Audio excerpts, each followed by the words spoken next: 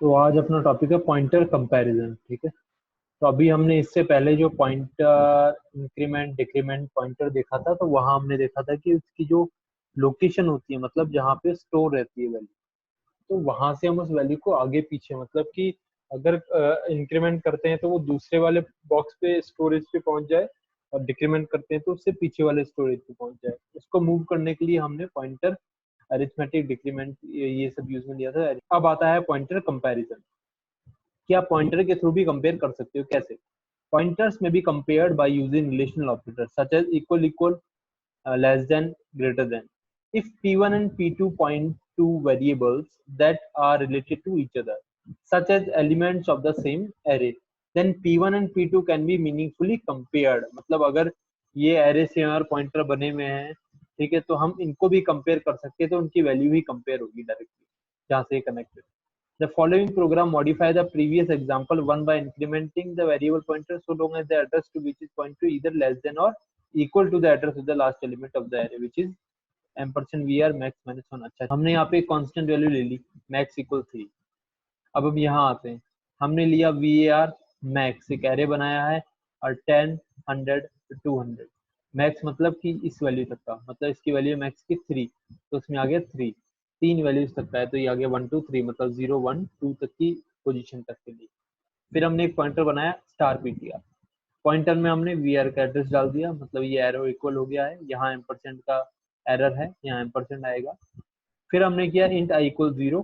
अब now while PTR less than equal ampersand VR max minus 1। इसका मतलब देखो क्या है, पीटीआर अभी वीआर हमने इसमें डाला, तो पीटीआर की वैल्यू वो स्टार्टिंग वाली रहेगी, मतलब ये 0 पोजीशन है, उस पर 10 वैल्यू है। चलो ठीक है, अब हम यहाँ बोल रहे हैं ये लेस देन या इक्वल है इसके। अब ये क्या है, देखो ये है VAR, जो कि ये है मैक्स, मतलब 3 माइनस 1, तो 3 माइनस 1 मतलब 2। अब 2 क्या है, ये रहा 200 है। 2 मतलब 0 1 और 2 पोजीशन की बात हो रही है ना, कि मैक्स माइनस 1 करेंगे, मैक्स की वैल्यू 3, 3 माइनस 1 2, तो VR2 की वैल्यू कौन सी हुई, ये वाली हुई ना VR2 पे।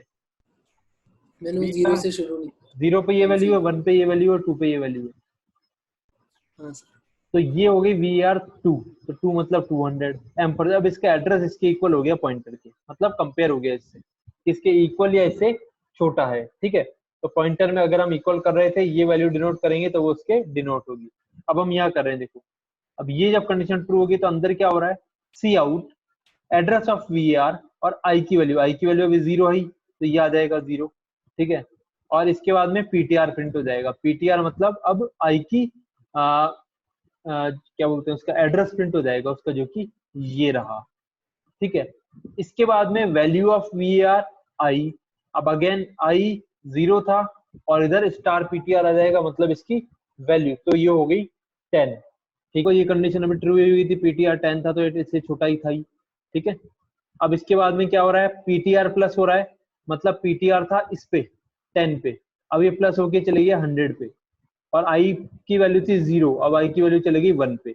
अब ये वापस फिर से यहाँ पूरा रोटेट होगा, तो फिर ये अब 1 हो जाएगा इसका एड्रेस, और 1 पे वैल्यू हो जाएगी 100।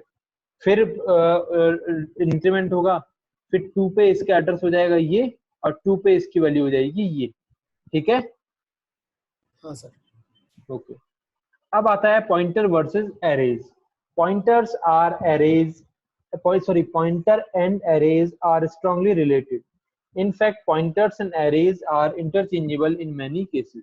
For example, a pointer that points to the beginning of an array can access that array by using either pointer arithmetic or array style indexing। मतलब जो array में स्टोर होता है, या उसके थ्रू ही पॉइंटर भी उसको एक्सेस कर सकता है।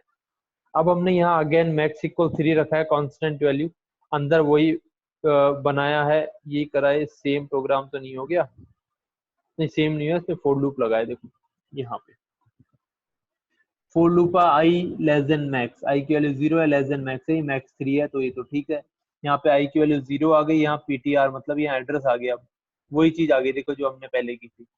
ठीक है, अब ये एरे के थ्रू कर, मतलब एरे से डायरेक्ट पॉइंटर एरे कर दिया हमने लिंक करके, उसकी तरह नहीं किया। और फिर यहाँ पे अगेन आई की वैल्यू और उसकी वैल्यू, फिर पॉइंटर को प्लस प्लस कर दिया, और फिर हम डायरेक्ट यहाँ आ गए। आई की वैल्यू तो आई इधर प्लस प्लस कर दी। आया क्या समझ में? Max 3 into we are max ये हो गया, इसमें आपने डायरेक्ट मैक्स डाल दिया equal 0। This is correct syntax, this is incorrect. अच्छा मतलब जैसे अगर आप ये लिख रहे हो और फिर आप ये लिख रहे हो तो ये वी आर प्लस प्लस, तो वी आर प्लस प्लस इधर होगा नहीं, और इधर पॉइंटर वी आर इक्वल आई डाल दोगे तो ये इसका मतलब हो गया कि ये डिक्लेयर भी हो गया और आपने आई को इसके इक्वल भी कर दिया, ये बता रहा है ये डिक्लेयर होने के बाद में। आप देखो यहाँ लिखा हुआ है, अब ये क्या आ जाएगा, वी आर प्लस 2 और ये आ जाएगा 500, इस तरीके से आ जाएगा। अब एरे ऑफ पॉइंटर्स, इसमें हमने मैक्स 3, इसमें देखो क्या किया है, ये भी सेम प्रोग्राम चल रहा है एरे ऑफ पॉइंटर का, है ना, क्योंकि ये सब सेम सेम से टॉपिक है, सारे सेम रिलेटेड टू एरे हैं बस, जो पॉइंटर वाले टॉपिक है। इसमें भी देखो 3 एरे बनाया है 3 साइज का, और यहाँ वही आई को स्टार्ट करा है 0 से, वही 0 आ जाएगा, वही वी आर आई मतलब वी आर 0 की वैल्यू आ जाएगी, 0 की वैल्यू 10 है तो वैल्यू यहाँ आ जाएगी। उसमें हम एड्रेस डाल रहे थे, इसमें एड्रेस नहीं है, विदाउट एड्रेस डायरेक्ट वैल्यूज आता है। ये इसके अंदर क्या हो रहा है कि आप डायरेक्ट देखो पॉइंटर को एरे बना रहे हो, मतलब एरे का जैसा पॉइंटर बना रहे हो आप, जो कि ये रहा एरे के जैसा पॉइंटर, और इसको आप इस तरीके से इक्वल कर रहे हो। देखो ptr i जो कि एक पॉइंटर है, इसमें आपने क्या कर दिया, इसमें आपने var जो कि ये था इसका एड्रेस डाल दिया। i मतलब ये 0 है तो इस पे 0 का, ये 1 है तो फिर 1 भी इस पे आ जाएगा, ये 2 हो जाएगा तो ये वाला i भी 2 हो जाएगा, तो 2 पे 2 का, तो ये सारी वैल्यूज अपने अंदर ले लेगा, ptr i स्टोर कर लेगा। फिर आप जब यहाँ से डाल रहे हो तो i की वैल्यू यहाँ तो आ गई 0 जो कि ये रहा, फिर स्टार ptr i की मतलब जो 0 पे वैल्यू आई होगी वो ये, 1 पे वैल्यू जो स्टोर हुई थी वो ये, और 3 पे जो वैल्यू स्टोर हुई थी मतलब सॉरी 2 पे 01 2 पे, और ये 200 आ गया। हाँ इसके बाद में अभी मैक्स वैल्यू 4 डाल रखी है। अब यहाँ हमने क्या किया, हमने स्ट्रिंग बना ली कैरेक्टर की, देखो कैर स्टार नेम्स मैक्स इक्वल, उसमें वैल्यूज डाल दिए। फिर इसको भी डिनोट कर रहे हैं डायरेक्ट आई की वैल्यू, तो 0 1 2 3 पे आ जाएगी 0 1 2 3, ठीक है, और नेम्स आई तो, और ये डायरेक्ट प्रिंट होते जाएंगे जो इनके नेम्स है ये सारे, देखो ठीक है। हाँ सर। तो ये कैरेक्टर ही प्रिंट हो गया।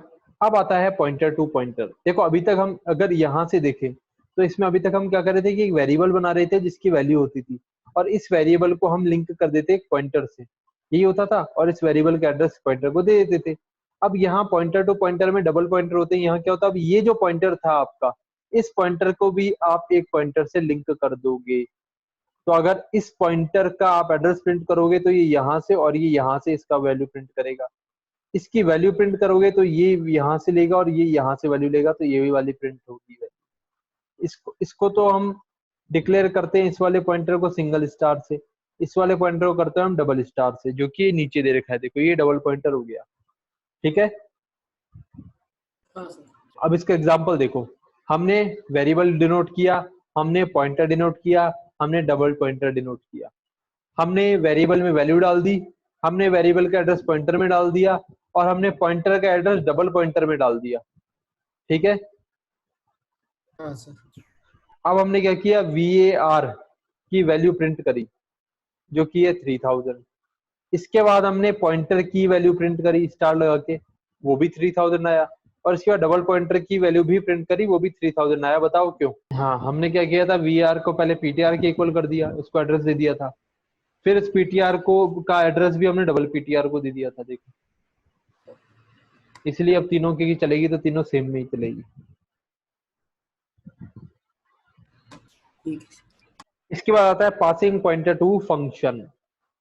C++ allows you to pass a pointer to a function. To do so, simply declare the function parameter as a pointer type. मतलब ये बोल रहा है फंक्शन के जो पैरामीटर होते हैं जो हम यहाँ ब्रैकेट में लिखते हैं, इसको आप पॉइंटर बना दो, ये बोल रहा है। अब यहाँ पे एग्जांपल दे रखा है, देखो इसमें हमने क्या किया, फंक्शन यहाँ पे डिक्लेयर कर रखा है void get seconds unsigned long, और ये इसका पैरामीटर आ गया जो कि पॉइंटर में है PAR।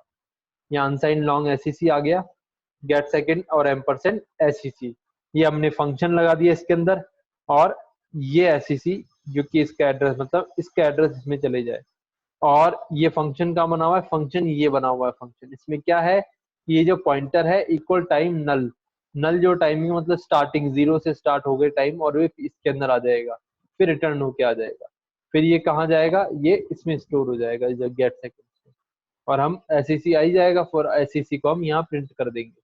तो यहाँ क्या आ रहा है, नंबर ऑफ सेकेंड, ये देखो आ रहा है नंबर ऑफ सेकेंड, हाँ सर। ये आ गया। इसके बाद और देखिए एग्जांपल, ये गेट एवरेज का है, इसमें एक पॉइंटर ये बना रखा और एक साइज, ये हमने पहले देखा था ना कि इसको पॉइंटर बना रखा था, वो सॉरी पॉइंटर बना रखा है, एरे की वैल्यू ले लेगा और ये साइज 5 होगी एवरेज फंक्शन निकालने का, ये वही है। ये देखो बैलेंस 5, 5 वैल्यू डाल दी एलिमेंट से एवरेज, और इसमें गेट एवरेज फंक्शन हमने लगा दिया, बैलेंस में 5 वैल्यू उसके इक्वल हो जाएगी और ये 5 साइज के इक्वल हो जाएगा, ये रहा 5 इधर, और ये एरे पूरा एरे इसके इक्वल हो गया, साइज इसके इक्वल होगी 5। अब यहाँ पर कैलकुलेट हो जाएगा सब, 0 से चल रहा है, 0 से लेके साइज से लिमिट, मतलब 0 1 2 3 4, मतलब 5 टाइम्स चलेगा वही अगेन, और 0 to 4 तक चलेगा, सारी वैल्यूज यहाँ आएगी ऐड होगी और सम के साथ, और अपॉन यहाँ हम कर देंगे उसको एवरेज निकाल देंगे इनका, डबल सम अपॉन साइज एवरेज, और वो फाइनल वैल्यू आ जाएगी एवीजी में। और फिर हमने एवीजी की वैल्यू अपने को यहाँ मिलेगी जो इस वाले एवीजी इक्वल हो जाएगी, और फिर हम इसको यहाँ प्रिंट कर देंगे जो कि हमारे पास आया है ये 214.4। ये किसका एवरेज है, ये 1000 + 2 + 3 + 17 + 50 अपॉन 5, ये ऐसे एवरेज निकल गया इसका, ठीक है। हाँ सर। अब आता है रिटर्न पॉइंटर फ्रॉम फंक्शन, अब फंक्शन से पॉइंटर को रिटर्न करना। As we have seen in last chapter how C++ allows you to return an array from a function, similar way C++ allows you to return a pointer from a function. To do so you would have to declare a function returning a pointer, मतलब अपने को एक function बनाना पड़ेगा जो कि pointer बन गया है, जो खुद ही रिटर्न हो जाएगा, ठीक है। तो यहाँ हमने देखो क्या किया है, यहाँ पहले ही फंक्शन बना दिया, ये रहा अपना फंक्शन, फंक्शन में क्या है, फंक्शन को हमने पॉइंटर बना दिया है जो खुद ही रिटर्न, मतलब खुद तो क्या मतलब पॉइंटर बना दिया है खुद ही फंक्शन को ही हमने। फिर स्टैटिक इंट r10, ये इसमें एक एरे ले लिया है 10 साइज का, स्टैटिक मतलब फिक्स रहेगी वैल्यू। सेट द सीड में हमने उसके अंदर जो हमारा रैंडम नंबर जनरेट करने का प्रोग्राम है उसका कोड है सेट द सीड का, स्टार्टिंग पॉइंट सेट करने का, वो हमने लिख दिया है एस10 अनसाइड टाइम नल। फिर हमने फोर लूप लगाया, ये कहाँ से स्टार्ट हो रहा है, 0 से स्टार्ट हो रहा है लेस देन 10 तक, मतलब 0 to 9, मतलब 10 वैल्यूज तक जाएगा ये, ठीक है। और हमने यहाँ भी 10 वैल्यूज डाल रखी है। तो यहाँ आर आई मतलब 0, 0 पर अब रैंडम नंबर जनरेट होगा, ठीक है, और वो प्रिंट हो जाएगा। ऐसे करके 0 से 9 तक रैंडम नंबर जनरेट हो गया और वो प्रिंट हो जाएंगे, ये फंक्शन के अंदर चल रहा है पूरा। फिर जितना भी पूरा आ रहा है वो रिटर्न हो जाएगा इस फंक्शन से, कहाँ रिटर्न होगा, इस वाले प्रोग्राम में। ये प्रोग्राम में कहाँ क्या कर रखा है हमने, देखो इंट स्टार पी कर रखा है, पी इक्वल गेट रैंडम, जो फंक्शन आया वो पी के अंदर चले जाएगा, देखो जो भी पूरा फंक्शन की वैल्यू आई है इस पॉइंटर में चले गया पी में, और फिर हम इसको यहाँ प्रिंट कर देंगे। तो सबसे पहले जो फंक्शन के अंदर से जो वैल्यू प्रिंट हुई थी, मतलब 0 1 2 3 4 5 6 7 8 9, 0 से 9 तक 10 तक के रैंडम नंबर यहाँ जनरेट हो गए हैं, ठीक है।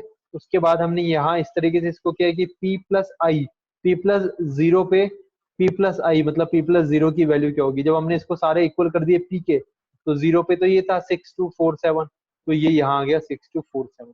तो ऐसे कैसे ये सारे उठ के ये इस जगह पे आ चुके हैं, ठीक है, आया समझ में। हाँ सर। ओके, तो ये होता है अपना pointer to return pointer from